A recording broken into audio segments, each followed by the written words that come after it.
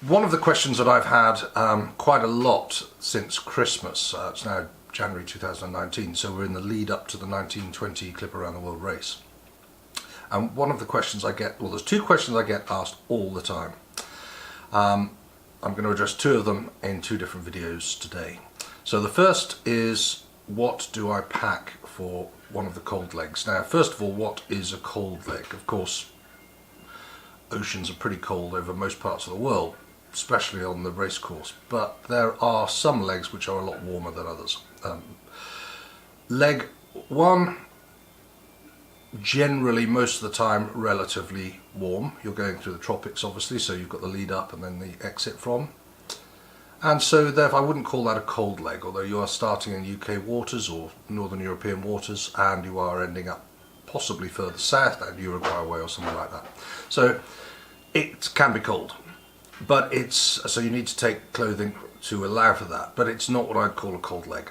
Leg 2 is certainly getting wetter and colder and going down towards Cape Town, but you are getting there, you're getting in towards the sort of the spring of the southern hemisphere normally, so it's starting to warm up a little bit, but you are going possibly south of 40 degrees south, so you're into the Southern Ocean. The cold legs really are leg 3, some of leg 4. If leg 5 doesn't go up to Qingdao, then probably leg 5 is a warm leg, a very warm leg, and therefore leg 6 is the next cold leg. So if you're doing leg 3, leg 2, leg 3, leg 4, leg 6 or leg 8, you're in what I would call a cold leg. But the coldest legs are probably leg 3 and leg 6.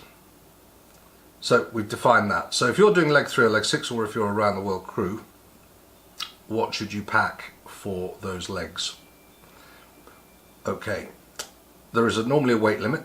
The weight limit's set by the skipper, and of course the more weight you carry, the more water you've got to push around the world in displacement, and so the slower the boat's going to be. But remember, these boats are, 40 tons or something, so they're not exactly light, and they're carrying maybe 18 or 20 crew. So yes, you can argue, well, every little saved, but I suspect that an extra kilo, my personal view would be that an extra 1.5 kilos of socks and pants is not going to make a massive difference to the performance of the boat. And if it keeps the crew warmer, more comfortable, and keeps their focus and concentration higher, then I would say it's a good trade-off. But that's just me. Most skippers normally set a weight limit at around 22 kilos, something like that. So the first thing is, what do you pack your kit in? I would say if you're a legger, then probably a soft bag or a duffel bag, something ideally with back straps so that you can carry it in an airport, because you're going to be carrying that around the world. If you're joining a boat from the UK and you're going to Australia, Western Australia, then obviously that's going to be quite a long trip, so why make life harder for yourself than it needs to be?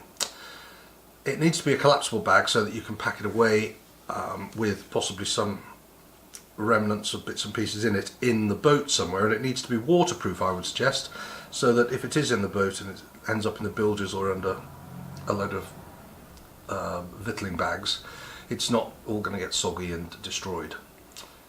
So that's the first thing, the bag. Then you're probably going to want to decant bits and pieces from that bag when you get on board.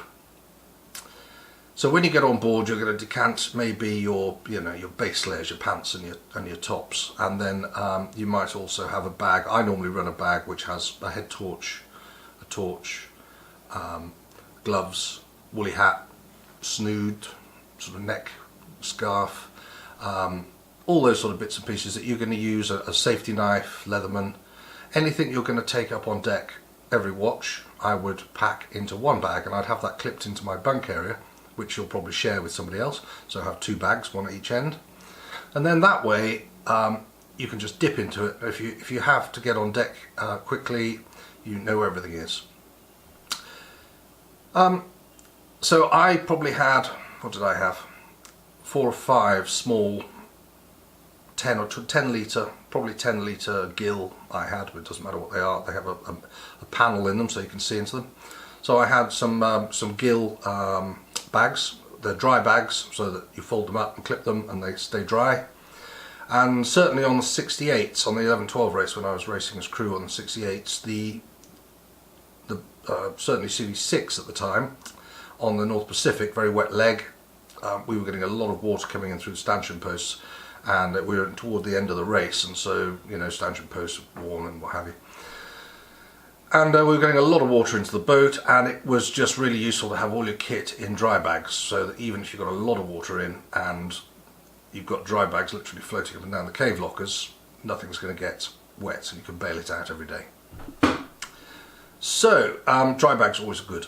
Then, as I say, I would have my base layers and my change of base layers, which I change once a week. So I had 5 pairs for a long haul, maybe if you were at sea for 5 weeks. And that would then allow me to, on the 68s, we got to shower once a week usually. So on your mother watch, you'd shower. Just not everybody's going to run a boat like this, but that's what we did. So we would shower once a week, and on that shower we would then obviously change our base layers, put the dirty base layers into a sealed dry bag, so save on smell, and then we would wear the new stuff. And on the boats that I was on at the time, if you were mother and once you'd had your shower, you then had the night off effectively, so you got to catch up on some sleep, which was always a luxury.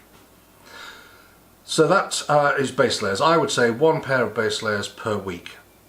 In the warmer legs, you will obviously you might be sweating more, although you'll obviously be working hard in the cold legs, and you might want to increase the number of base layers or t-shirts that you have, but generally you won't need to, because on the warmer legs, as long as you're prepared to spend a day off watch on deck, you can normally do a little bit of washing in a bucket and then dry your kit, and then you can rewear it. You can't normally do that on the cold legs, leg 3, leg 6, because it's cold and wet and horrible outside, and down below it gets quite humid and it's cold, and you just can't get the kit dried.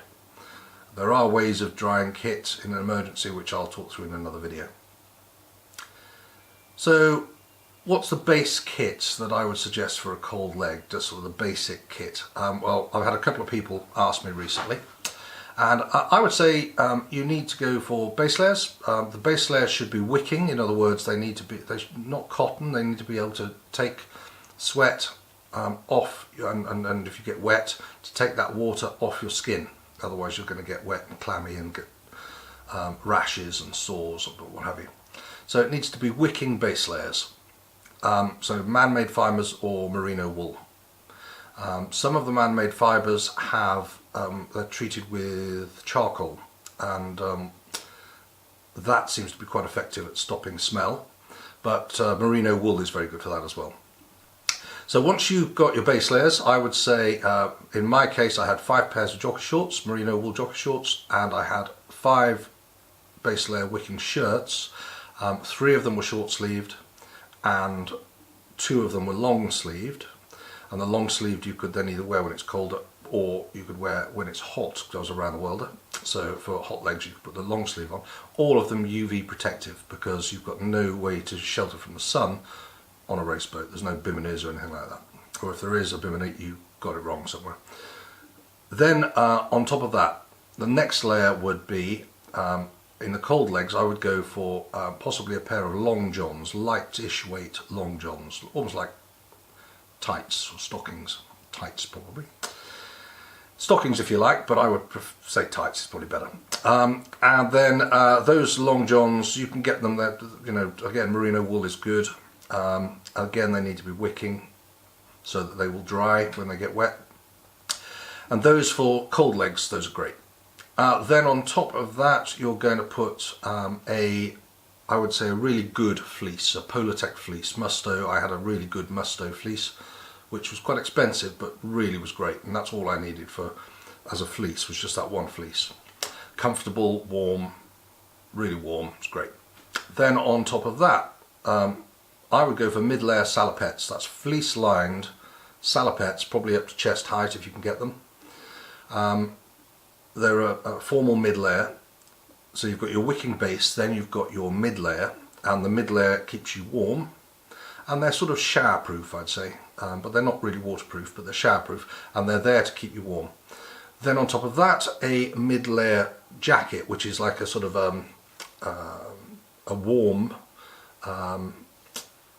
jacket that's probably got sort of warm material in it, probably full of air a little bit, almost like a puffer jacket, but you'll see them in Mustoe. I go for the best quality you can afford for the cold legs. I spent a lot of money, probably at the time, about £350. I think they're now about £500 on a Mustoe mid-layer jacket, and it was brilliant. And at the end of the race, the zip had come out a little bit because I wore it pretty much every day, all the way around the world.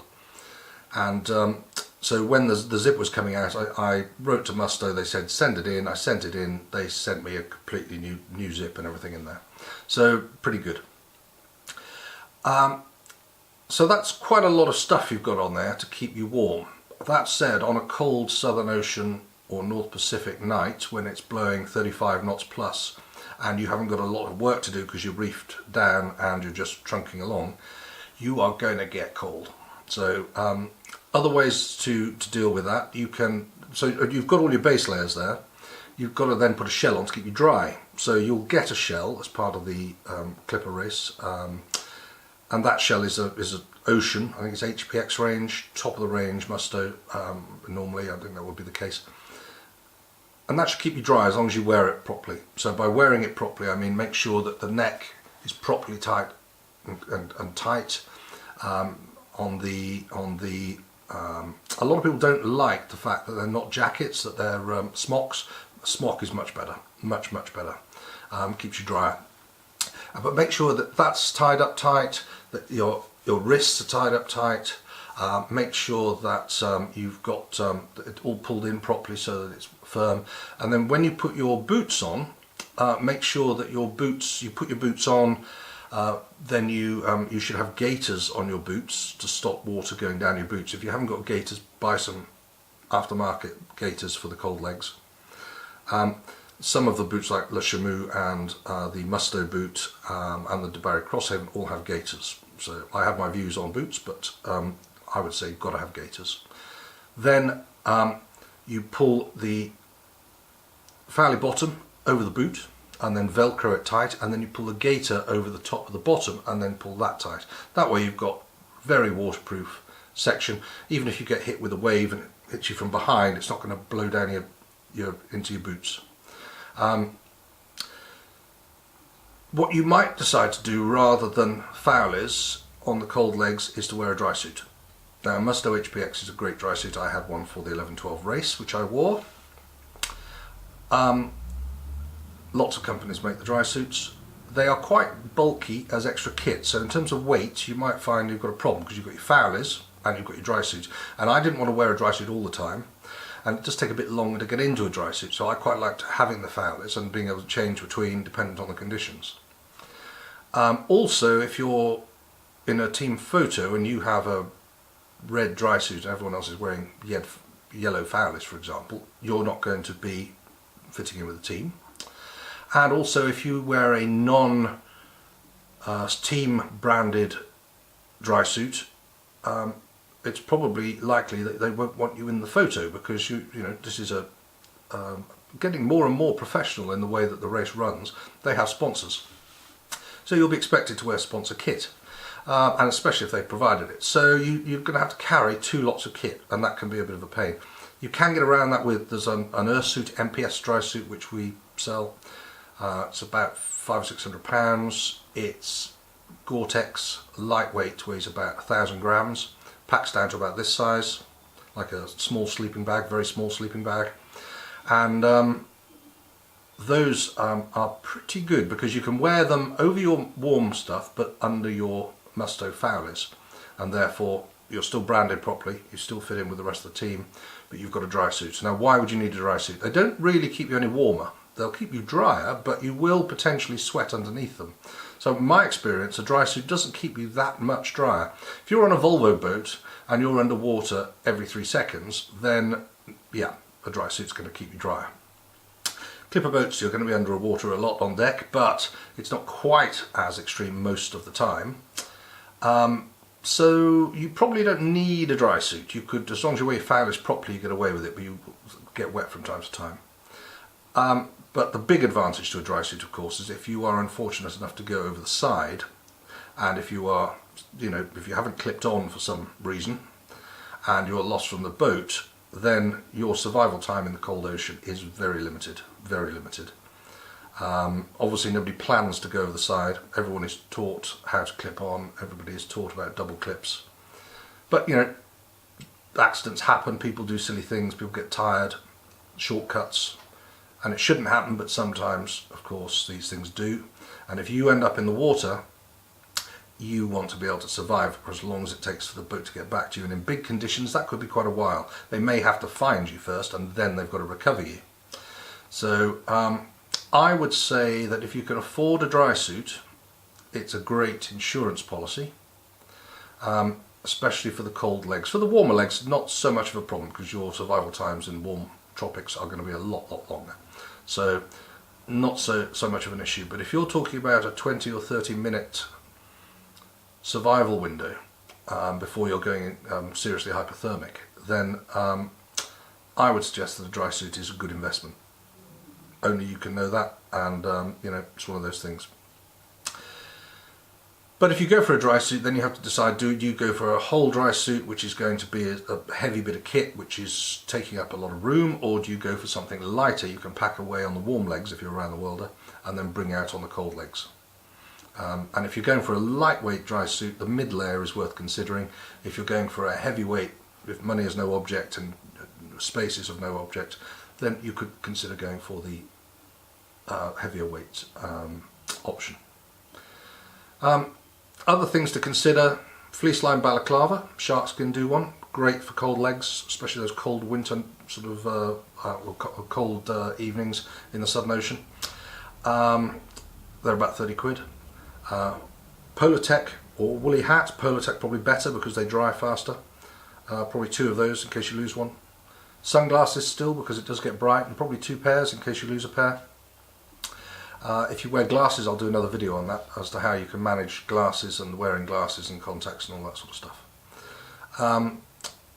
I would consider it important that you have a proper sailor's safety knife with a blunt end and a serrated sharp blade, which you should wear on your life jacket on a lanyard, just in case you ever need it. A head torch. Some people don't like head torches. I just think it's silly not to wear a head torch. You don't have to use it. But a head torch with a red lens. And when you wear a head torch, wear it around your neck. Don't wear it around your head. If you wear it around your head and somebody calls your name, you turn, you dazzle them. If you wear it around your neck, you can use it to work. But if somebody calls your name, you turn, you don't dazzle them. People can also still see you, which is quite nice. If you're a skipper and you're looking at people on the foredeck, I used to find it quite nice just to be able to see all the little red head torches and count them up. Right, yeah, there's still 4 people there. Yeah, there's still 4 people there. It's just, that's my personal thing. I'm just worrywart, but it was quite nice. What else would you need? I think probably from a specific cold ocean, that's probably about it. Decent pair of boots, keep your head warm, layer properly, wicking base layer, and lots of purpose-built layers. Don't try and you can go to get cheaper thermals, merino wool stuff. You can find sources for that. That's fine, in my view. But don't wear cotton. Don't wear especially on the warm legs. You might get away with it because it's more comfortable. But don't wear cotton because it'll just get cold and wet. It won't dry. Seawater gets in it. You cannot get it dry. It's uncomfortable. It binds. It's just horrible. So spend some money on the wicking base layers. Spend some money on the mid layers. You can always sell them second hand. You can buy them second hand. So there's ways around it. If you come to the end of the race and you want to sell, then you can use this blog, Fierce Turtle blog. The other thing is when you're off deck, and I'll just briefly touch on this because I'll talk about it in another video, but a good sleeping bag. It needs to be synthetic because on the wet legs it'll just get soggy and then it won't work. So synthetic is good. It should have some sort of bivy bag, some sort of breathable bivy bag over it. Now the best option at the moment, there's 2 different bag brands, Gauss and Ocean. Ocean have been around longer than Gauss. Gauss is actually a bag brand that I bought, but we're not currently producing new bags, so we're in R&D. So the only option for you really for marine bags is the Ocean, and the Ocean is a great bag. I had one for the 11-12. They're expensive, they're nearly £300. You could sell them second hand for about 150, 170 pounds. You can buy them for that sort of figure second hand. They're very robust, they do the job, they keep you warm, you can get in them wet and they warm you up. You can dry kit in them, which is what I was talking about earlier, and I'll talk about in another video. So Gauss bag, if you're doing a cold leg or you're around the world, ocean bag or Gauss, but you don't have the Gauss. So ocean bag, I would say yes, go for one. If budget is an issue, and I appreciate this is costing quite a lot of money, get a second hand one. They are around, and check out the pre-used kit on Fierce Turtle for that. It's just nice to have somewhere that you can open your bag when you're hot bunking. You can open your bag at the end of a cold leg and you're wet and soggy and tired. Wash your face to get the salt off. Down to your base layers, to your wicking base layers, jump in the bag, zip it up, and you'll be toasty warm in 2 minutes. And you can sleep, and it's nice to have a little base. That way you can just relax as much as you ever can on a race boat. So I hope that helps. Check out the web page for the list of training gear, because training gear is different. You don't need to be quite so full on about that. So training gear is going to be up here, so click on that link if you want to look at my blog on training gear. And if you are interested, I'm going to put some more links under here. So have a look at some of the other links for other bits and pieces and blogs. So anyway, I've gone on for quite a long time. Those of you that know me will know that is kind of what I do. So I hope this is useful. It's certainly easier to do it this way than it is to spend forever writing. I hope this is going to be a bit more engaging. People will be more prepared to look at this, watch it, read it. If you like it, please like it on YouTube, and if you can share it to friends, then great, more people get to see it. This is really, it isn't some great business empire that I've got. It is literally just a blog with a bit of advice. It's just a bit of fun, and I hope it's been useful. Thanks very much.